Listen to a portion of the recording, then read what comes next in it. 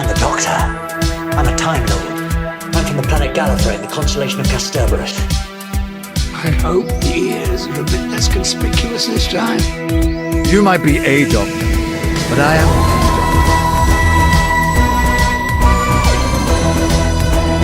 I'm a doctor, but probably not the one who looks good. Absolutely fantastic. All of time and space, everything that ever happened or ever will. Where do you want to start?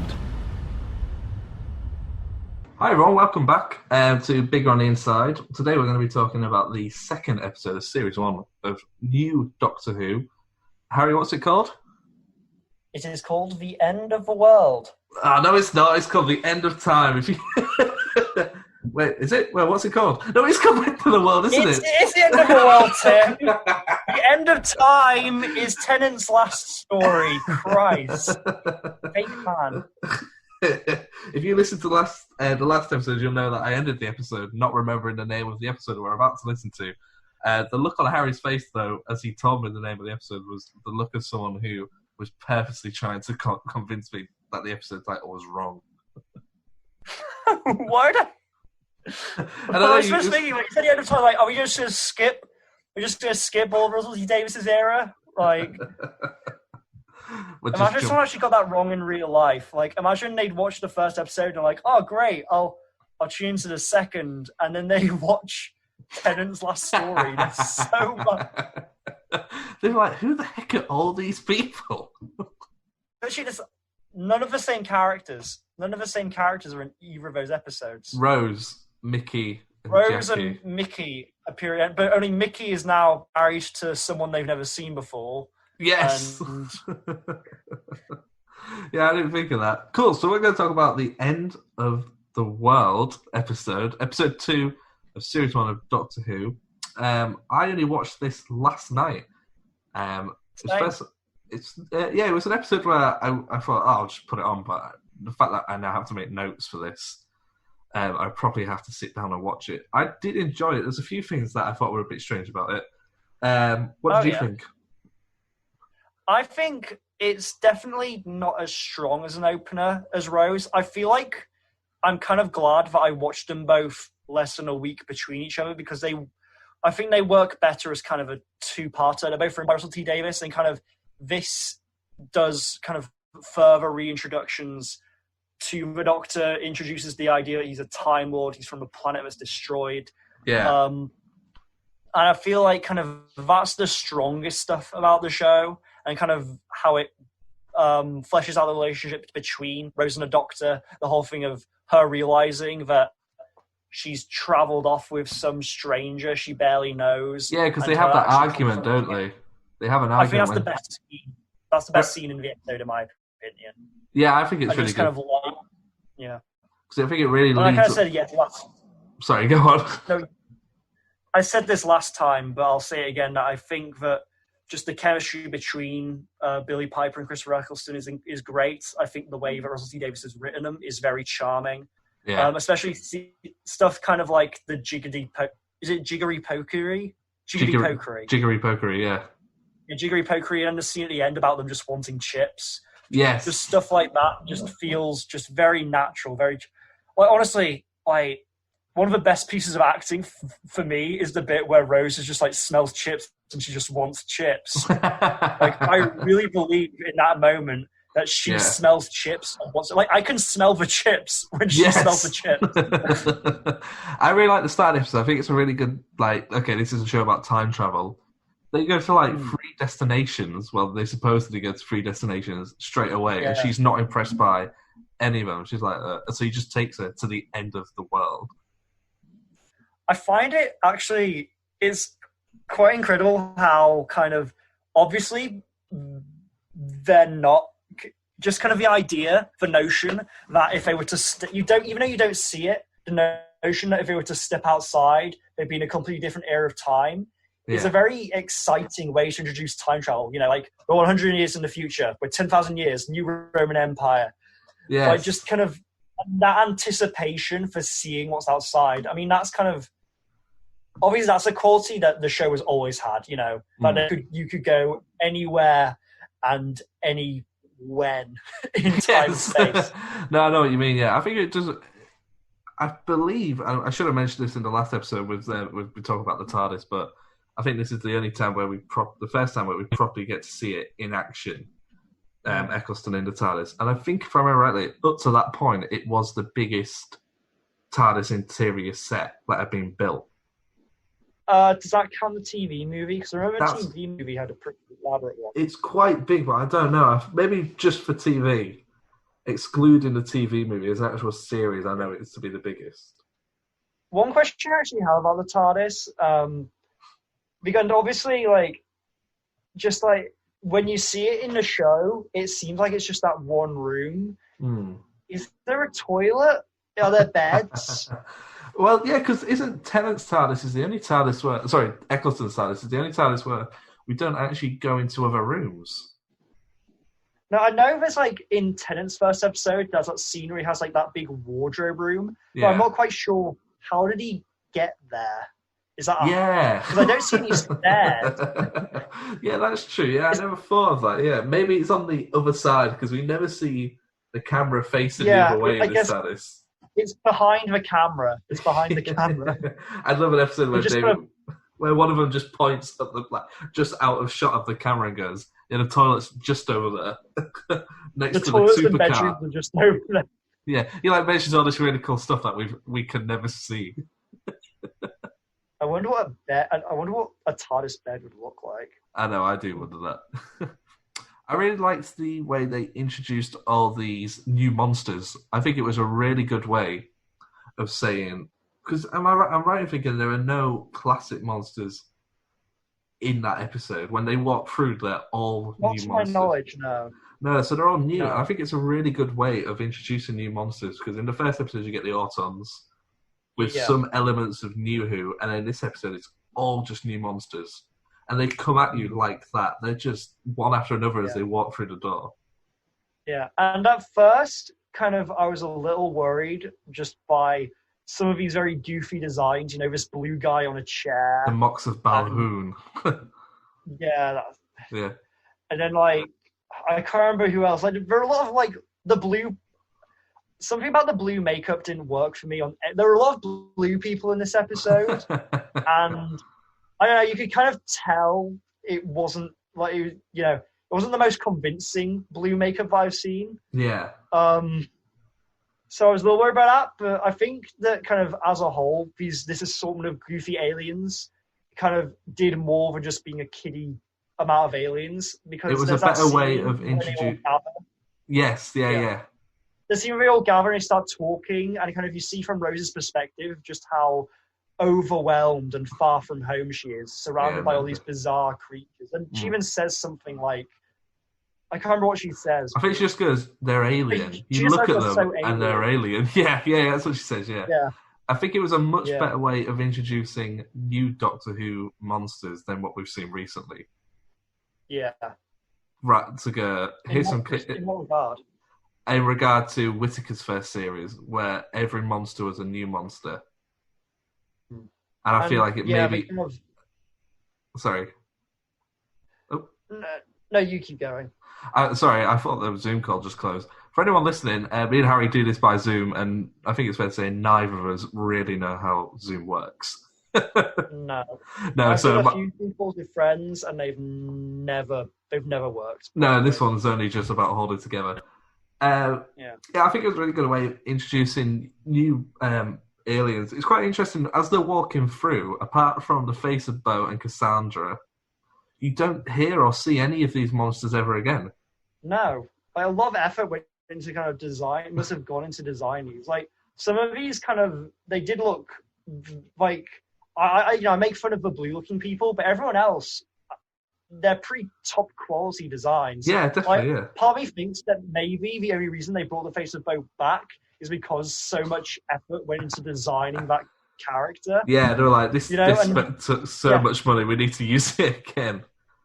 But in that episode, he doesn't even talk, he's just in the background. Maybe he mumbles at one point, yeah. Does he? Yeah. I guess they with the thought, we've designed this really cool thing. Yeah. We need to make it worth something, and so they bring it back.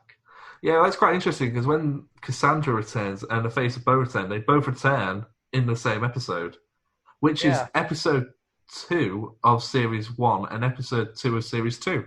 If you count the Yeah, Christmas episode 1, Invasion as episode 1, yeah. Oh, do you count the Christmas Invasion? On Netflix, it does. Oh, okay. Yeah. Okay, So, I'm used to that. yeah. But I know what you said with regards to how much money the Face of Bow cost. In this episode, there's 110 different VFX shots.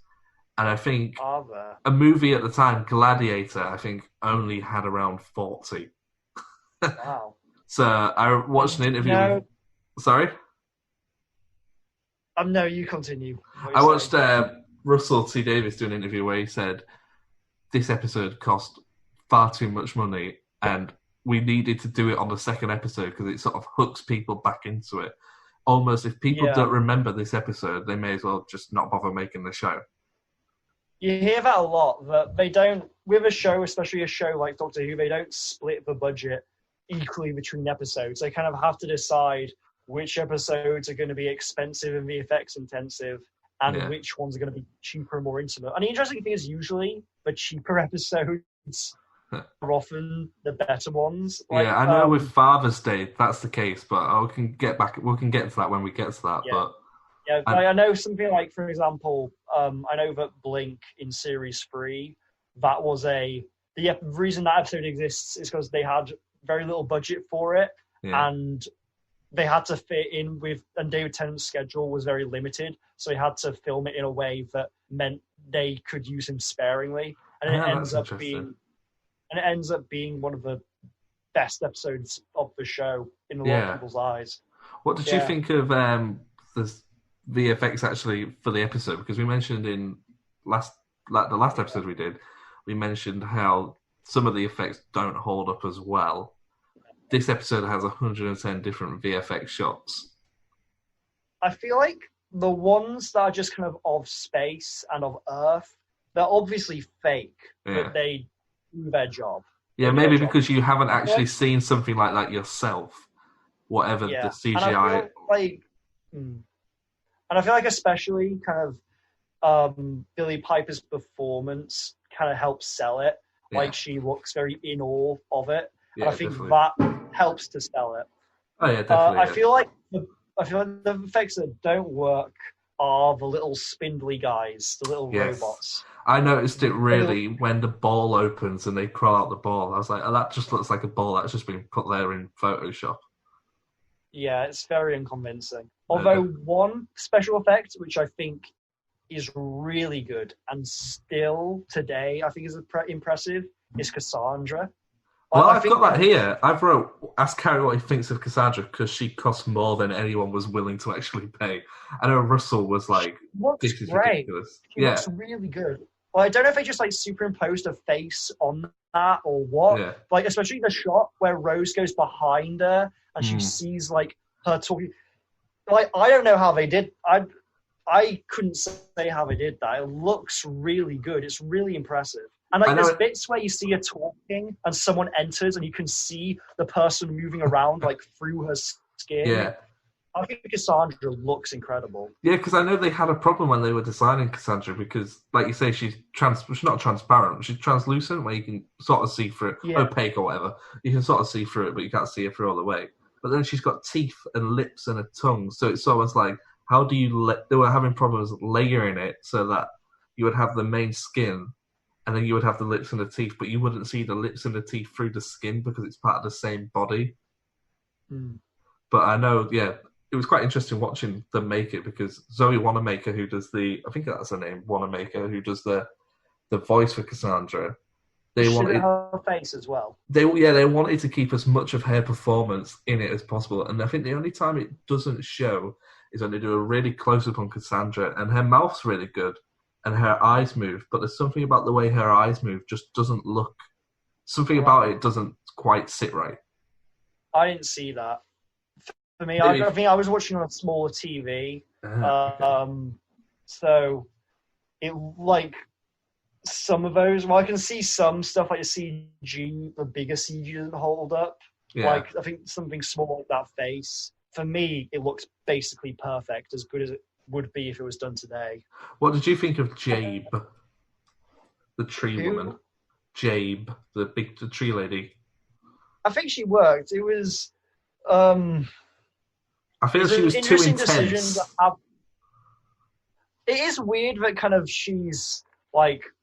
I guess it isn't weird that she's flirting with the Doctor. I mean, that's something we just have to get used to with NuWho. With NuWho, every other woman wants to get with the Doctor for whatever reason.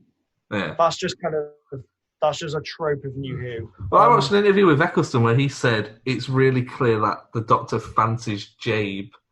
And I was watching the episode, I was sort of thinking, I don't see it as the Doctor fancying Jabe. I see Jabe. It's so tricky saying Jabe instead of Jade. Jabe fancying the Doctor. I see it the other way around. I think it's more clear from her side.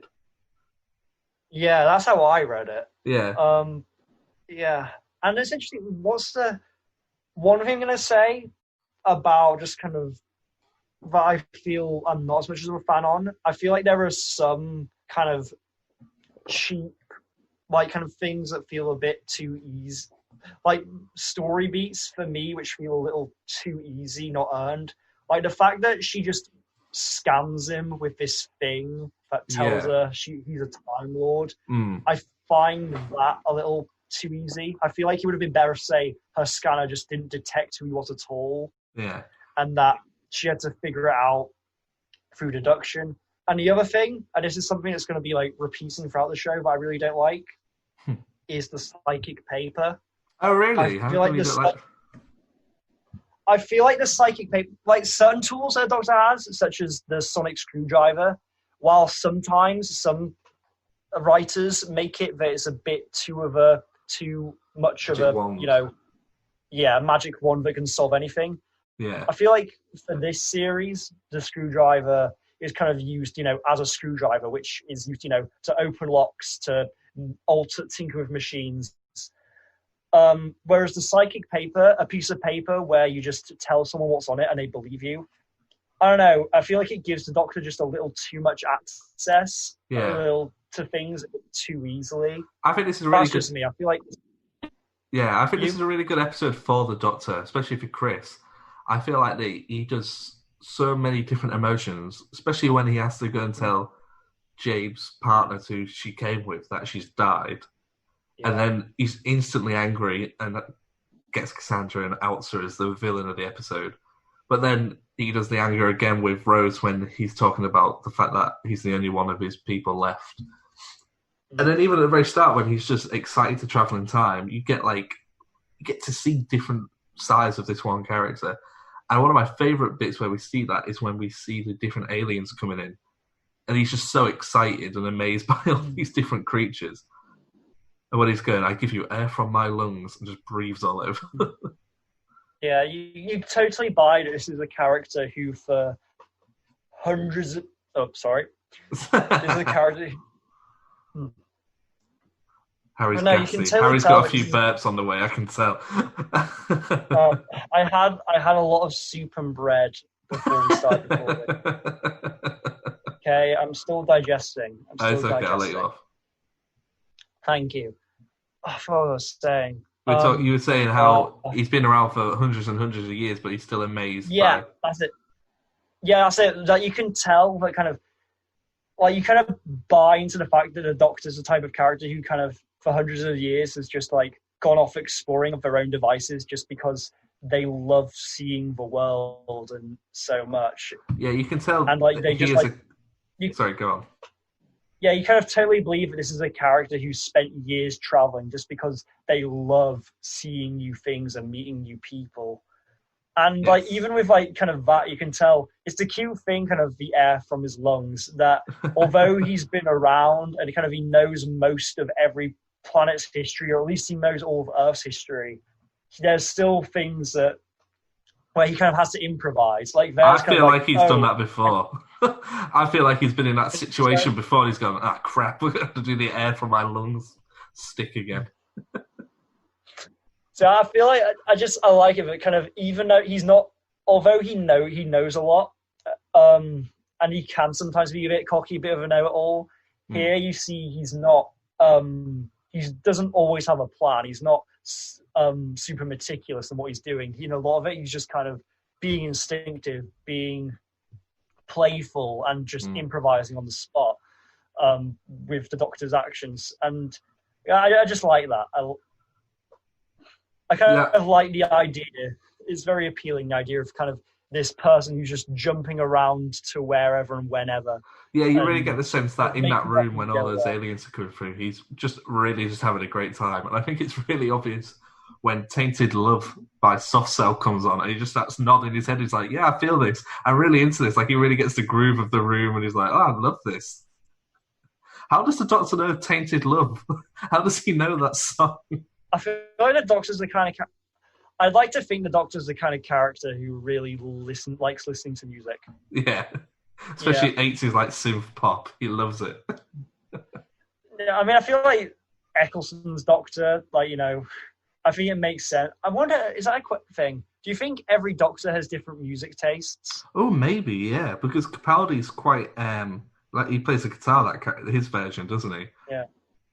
And then I don't really know if Tennant and Smith, they don't seem to have a preference on music. We know Whittaker knows who Ed Sheeran is, but she doesn't seem to actually know who Ed Sheeran actually is. She just knows the name. Maybe the only reason that a Doctor doesn't have a music collection of records or tapes is because they know that as soon as they regenerate, their new incarnation will just throw all their music out. Yeah, each incarnation throws the last ones out. They just put it on what is this? Yeah, What type of music can you imagine Tom Baker's Doctor listening to, though? I can't imagine him listening to music. I don't know. I feel like... I don't know. I bet that, say, Sylvester McCoy's into some really weird experimental stuff. I bet he's doing, I bet he listens to, I don't know, some really high concept stuff. Yeah, no, I definitely agree. So, what did you think with the death of Cassandra? Because I was watching it and I sort of thought, the Doctor has just killed Cassandra. Yeah. Do you think that was on him? Yeah, because it's always... yeah. He teleports her back. Yeah, no, I agree. He teleports her back and then turns the heating up. So she dries out. I mean, I guess it's a question of if you have a problem with the Doctor killing people. Yeah. And I feel like, it's an interesting one. I mean, one thing this establishes is that obviously Jabe dies trying to help him. Yeah. But it is a question of, if the Doctor wasn't there, a lot more people would have died. Yes. So I feel like the Doctor kind of, although he has that burden of people die helping him, saving him, whatever, he always ultimately saves more people that he's responsible for the deaths of. Yeah. And when it comes to Cassandra has a different thing, because that's the thing where she's died on his watch and he's kind of caused that to happen. I mean, I think I'm okay with it. Yeah. I think I'm okay with the concept of Doctor killing. I think if he doesn't actually, if he doesn't go, I'm going to kill this person. It depends, really. It's always a very indirect thing, so it's something that you don't really have to interrogate. If it's very different to if he had gotten out a knife and just cut her up. That would be very. Although in essence, what he's done is the same. He's killed her. It's not something I've really thought about. Well, he doesn't. Well, spoilers, but even though he thinks he's killed her, she does come back. Series 2. I can't remember how she came back. I can't remember how she comes back, but it'll be when we get to that. It'll be interesting to see how that works out. Yeah. So, what did you think to the actual style of the show? So, I think it's got a really good look. It's when I was watching it, I thought this is very 2000 Star Trek. Not being a big Star Trek fan, I've seen the odd episode of Star Trek. Not Beyond, sorry. This is horrific because I'm now trying to juggle Star Trek knowledge, which I have. Star Trek, whenever Patrick Stewart did it, whatever that one was called. Generation? Next Generation. Yeah, it's got that sort of style to it, which I sort of think ages it a little bit. But as a whole, it's because it's not set on Earth, it doesn't have to rely on whatever was current at the time. I mean, that being said, he does save the world to Britney Spears' Toxic. Oh, he does, doesn't he? But that's set in the future, isn't it? And they sort of think that's sort of a modern song. So I guess at the time, you sort of go, oh, this is funny. They're playing Britney Spears' Toxic. But now you can sort of look at it. I feel like that works because there's the whole joke that Cassandra views these things as historical artifacts, that she gets information wrong, but this is she thinks a record player is an iPod. Yeah. And I feel like the fact that I feel like Britney Spears' Toxic is as much of a song of its time as Tainted Love is.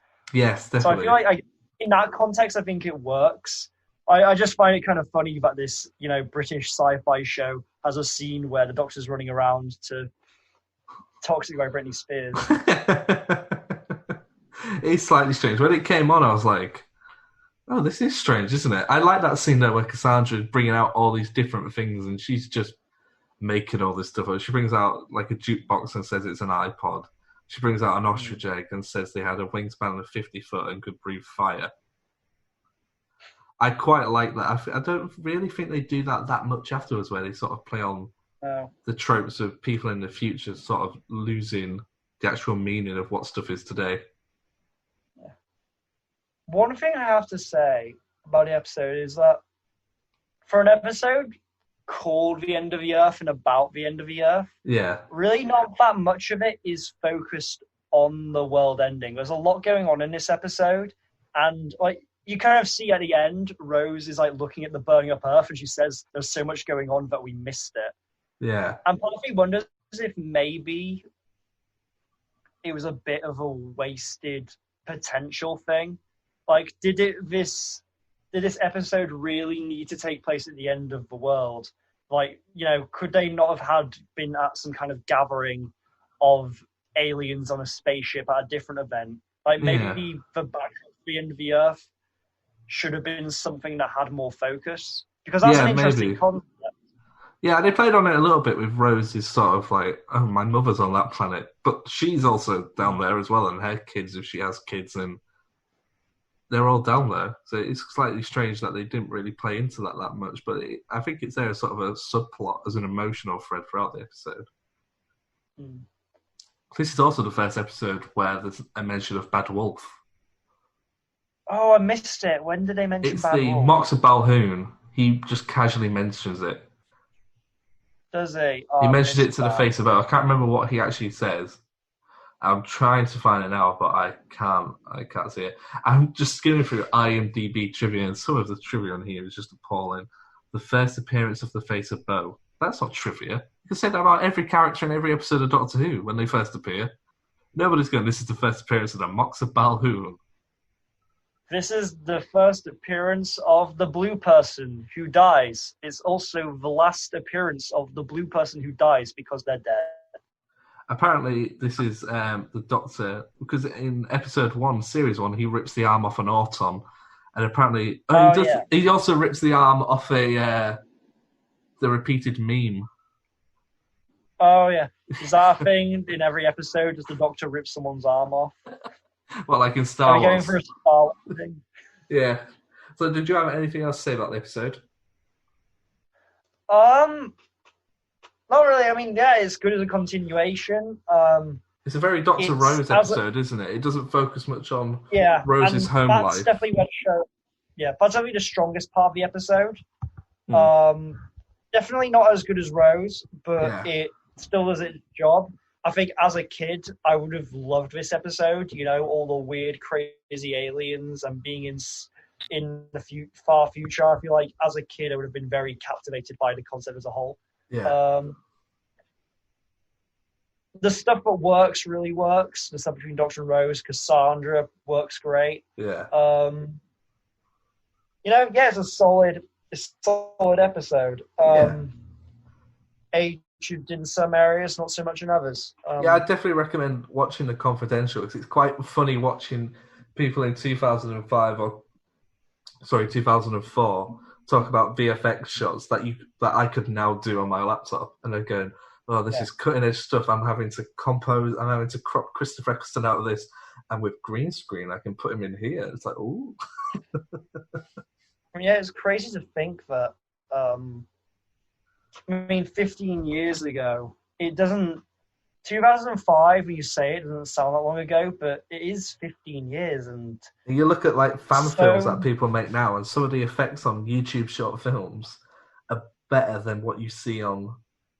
Like, if they were to make Cassandra now, like I know we said it looks amazing, but if you were to make that now, it would look even better.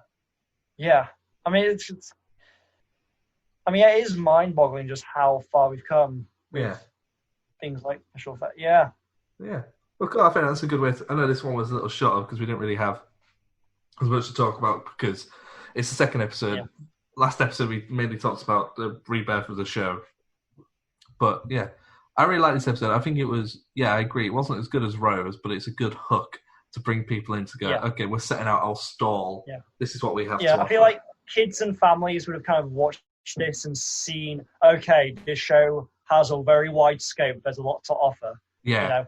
I feel like because the next episode, I know that the third episode is then going to go to the past. So I feel like having an episode in the present, an episode in the future, an episode in the past is just a great way of introducing to audiences, this is what we can do with Doctor Who. Definitely, This is what it can be. Yeah. No, so I think kind of looking at these first 3 episodes as a package is perhaps kind of a better way of viewing it than individually. Yeah. Yeah. No, totally, yeah. No, definitely, yeah. I think they did that deliberately to go, okay, this is what we have to offer. Especially with all those VFX shots that they set up. It's almost like going, this is the click, not to use the word clickbait negatively, but this is sort of going, this is what you can have. This is what we're capable of.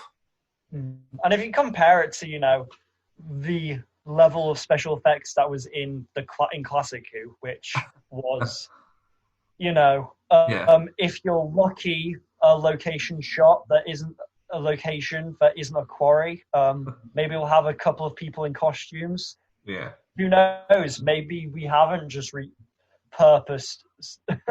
Yeah. Wasn't there like an alien that was like a couch or something? Perhaps. It wouldn't surprise me. Or like a beanbag, or like... I know that in Classic Who there were some really shoddy things, but back in Classic Who it was more about the concepts and the effects. Yes. Whereas here the show, it can produce special effects which, even if they've not aged the best, they're still serviceable. Like, 100%. They're not going to alienate new viewers. Of course. By any means. Yeah, I think like what they did with the first episode, they do a really good job of introducing new audiences whilst also keeping classic viewers, satisfied as well. Cool. Well, I think we'll wrap up this one. It's been a bit shorter than the last one, but not as much. There's a lot to talk about, but not as much to go in depth about, considering it's the second episode. We're already fairly familiar with, how the show's going to pan out. Anything else? Anything that you haven't said that you'd like to say? What do you think of the concept? I know we didn't say it a lot. We didn't go too much into it.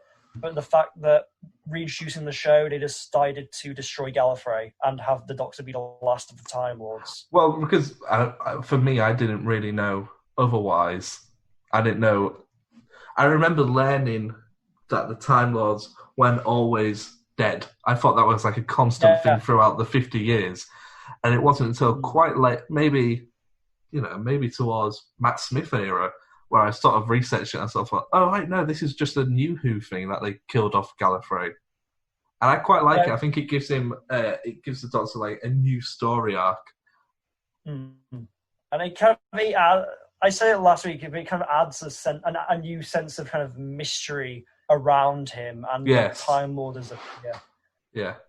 And cool. I like it. And it's something where, as a kid, I never knew otherwise. And I think that's maybe something to bear in mind, especially when with NuWho, like the most modern stuff, is kids now, they won't know any different because they'll watch Peter and Jodie, then they'll go back and watch.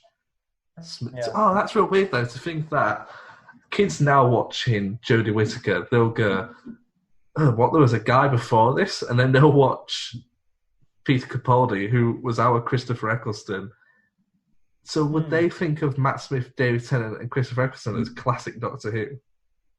I mean, I don't know. I mean, I guess like for us, we started with Tennant, Yeah. and so, I guess like let's see, Jodie's the 13th, Eccleston's the 9th, so that's going back 4 Doctors, is it? Yeah.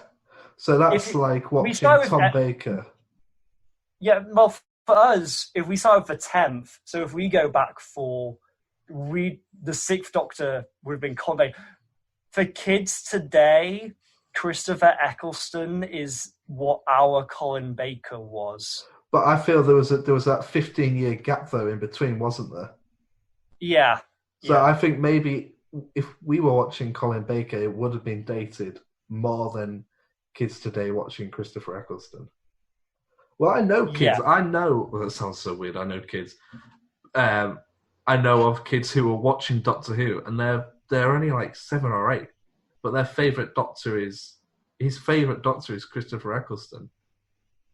Really? They've gone back to watch the original show? Yeah, I think his parents must be fans of stuff, and he's seen them, and because I didn't know. I guess it's on iPlayer. It's a very and because NuWho is kind of seen as its own entity, kind of starting with Series 1, is kind of this Series 1 is probably the best jumping on point for a new viewer, I'd say. Like there are a few good jumping on points. Like there are a lot of classic Doctors where like you could start with Pertwee or Tom Baker. You could go back and start with An Unearthly Child and Hartnell. And similarly, you could start with, say, Matt Smith, or you could start with Jodie Whittaker. Don't start with Capaldi, because I tried it. Well, we'll get to it, but I tried getting back into the show when Capaldi joined after like not watching the show for years, and I just had no idea what was going on. So Capaldi is not a good jumping on point. Okay, maybe that'd be a good episode to do. Maybe if we want to take a break from just talking about episode after episode, to actually go in and maybe review what would be a good starting point for people who want to watch Doctor Who. Yeah. I think, in my mind, the best starting point for anyone like today in 2020, the best starting point is probably Rose. Yeah, probably. I'd say. Yeah, it's one of the best openings. Yeah, and so far I feel like Series 1 is kind of proving that right. Kind of we're saying kind of they're bit by bit introducing kind of the concept of Doctor Who and what it can be. And I feel I can't think of another series that's done it quite as effectively as this one is. Yeah, I agree. Cool. Well, I think we'll wrap that up. I think you've had your money's worth, which is nothing because no one's paid to listen to this. So you've definitely had your free money's worth of Doctor Who content by 2 guys who casually sort of know what they're talking about. Yeah, we'll be back in whenever we record again. Yeah, because it's the 8th of August today. But when these go up, I don't know. I'd like to record a few before we put them up. Yeah. Maybe record half of this first series. Yeah, cool. I mean, we can discuss schedules once we turn off. Cool. Right then. Unless people really want to hear our behind-the-scenes timetable. I have nothing on until at least the end of September. I think we're on holiday in a week. Oh, lovely stuff. Cool. Yeah. Anyway, thanks for listening, guys. And, if you like it, leave a review and subscribe and all the stuff you can do. I don't really know what you do with podcasts. Yeah, I was about to ask where you're going to post this. Who knows? Do people SoundCloud? Do people post them on SoundCloud? YouTube? Wherever people are listening to this is where it is. And wherever you are, rate it. However, I can't really say like hit that like bell or give us a like, because I don't know if this is being put somewhere where you can like and comment. If you can like and comment, do. If you can't, do something else. That's okay. Cool. I'll see you. All right. Well, see you later, guys. Bye. People assume that time is a strict progression of cause to effect, but actually, from a non-linear, non-subjective viewpoint, it's more like a big ball of wibbly-wobbly, timey-wimey stuff.